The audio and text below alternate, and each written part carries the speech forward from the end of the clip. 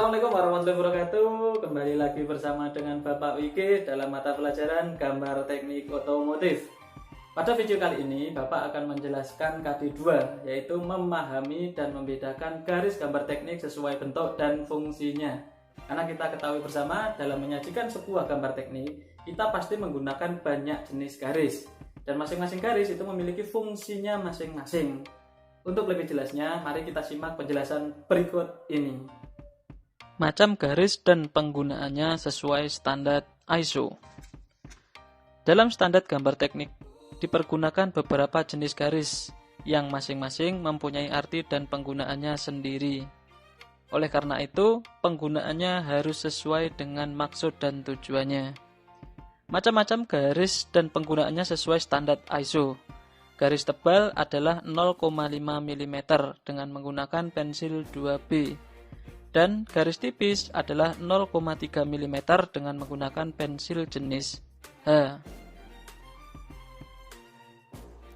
Jenis garis yang pertama adalah garis tebal kontinu. Garis yang kedua adalah garis tipis kontinu. Garis yang ketiga adalah garis tipis kontinu bebas. Garis yang keempat adalah garis tipis kontinu dengan zigzag. Garis yang kelima adalah garis gores tebal. Garis yang keenam adalah garis gores tipis. Garis yang nomor 7 adalah garis bergores tebal. Garis nomor 8 adalah garis bergores tipis. Garis nomor 9 adalah garis bergores ganda tipis. Dan garis yang ke-10 adalah garis bergores tipis dipertebal pada ujungnya.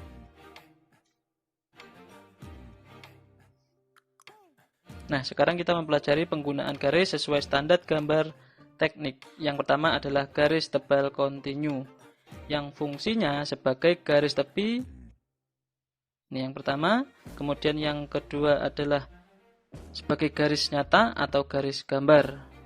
Untuk lebih jelasnya, perhatikan gambar berikut ini.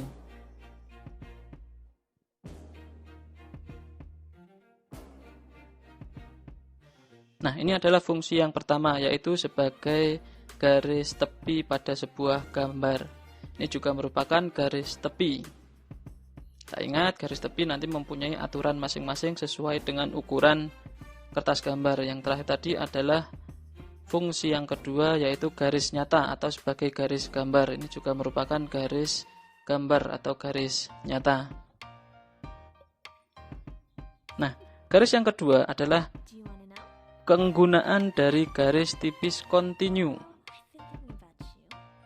Perhatikan angka yang dipertebal dengan warna kuning untuk memperjelas penggunaannya. Fungsinya garis tipis kontinu ini adalah sebagai garis berpotongan khayal atau garis imajiner. Garis imajiner adalah garis yang sebenarnya tidak ada. Bisa diperhatikan pada gambar yang sebelah kiri itu adalah garis imajiner, yang kedua adalah bukan garis imajiner atau garis nyata.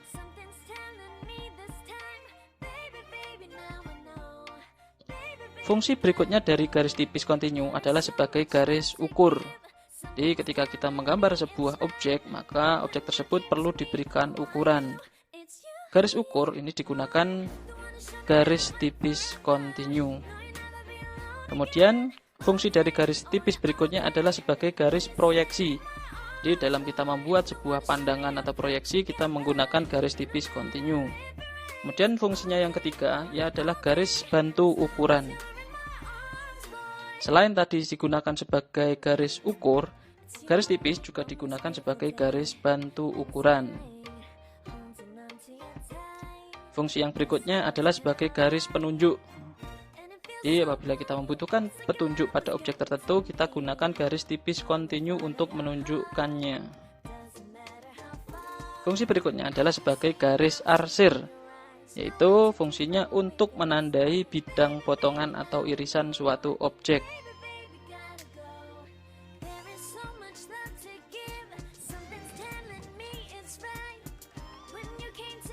Kemudian fungsi berikutnya itu adalah garis nyata dari penampang yang diputar di tempat. Ini sebagai contoh ada rocker arm. Bisa diperhatikan di gambar untuk lebih jelasnya.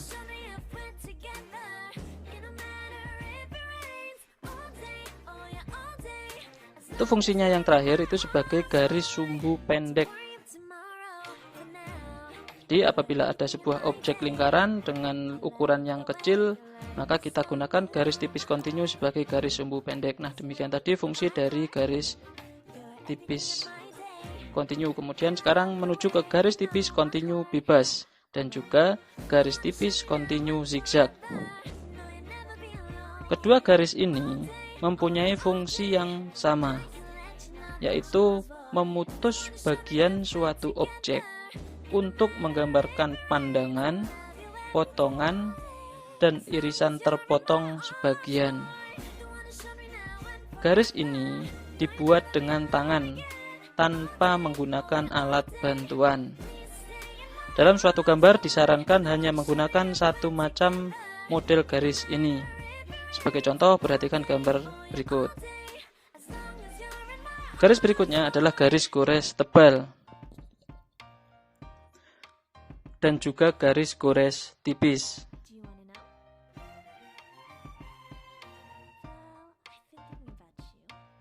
Fungsi dari garis gores tebal dan tipis ialah sebagai garis nyata yang terhalang.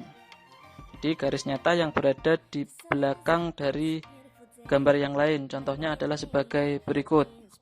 Jadi garis gores tipis dan garis gores tebal digunakan untuk melihat atau menyatakan garis yang terhalang oleh objek lainnya. Gambar berikutnya adalah garis bergores tebal.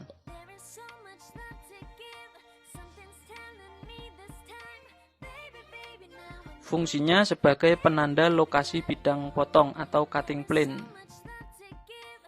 Nah, jadi gambar A strip A itu adalah gambar potongan dari gambar yang ada di sebelah kanannya di angka 04.2. Yang kedua, fungsinya sebagai penanda adanya bagian tertentu dari objek yang diperbolehkan untuk dilakukan proses perlakuan permukaan atau surface treatment.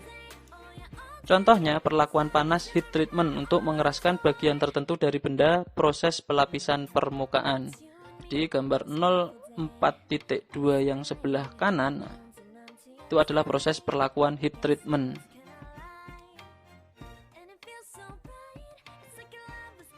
Garis yang berikutnya adalah garis bergores tipis.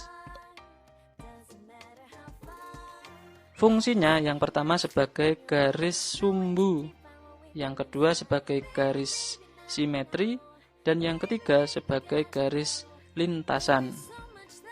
Perhatikan gambar berikut ini.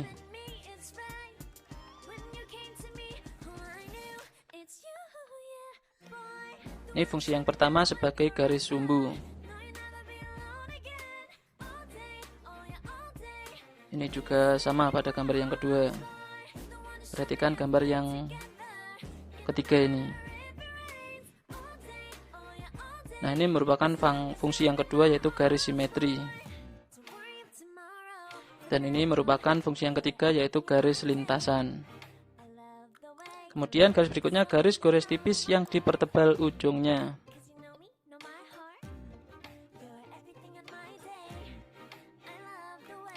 Fungsinya sebagai garis potong untuk posisi berubah arah.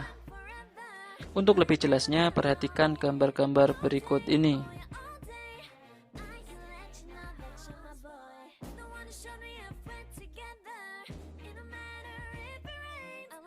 Nah, ini merupakan garis gores tipis yang dipertebal di ujungnya, merupakan atau menunjukkan gambar potongan. Ini garis gores tipis dipertebal ujungnya menunjukkan gambar potongan pula. Kemudian garis bergores ganda tipis.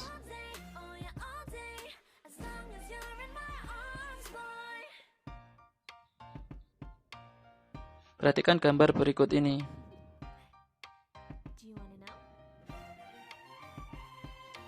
Bagian yang dilingkari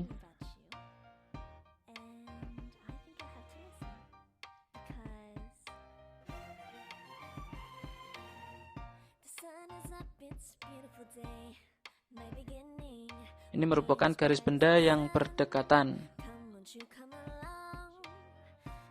Yang kedua adalah posisi alternatif dan batas benda yang bergerak. Dan yang lingkaran ketiga adalah garis sistem. Jadi itu tadi fungsinya.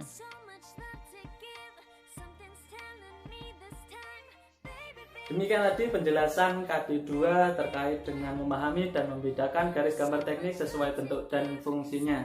Jadi kesimpulannya kita tahu bahwa dalam membuat gambar teknik itu terdapat banyak kombinasi garis yang masing-masing garis memiliki fungsi masing-masing juga. Oleh karena itu kita harus dapat membedakan masing-masing jenis garis tersebut. Demikian video dari Bapak, semoga video ini bermanfaat.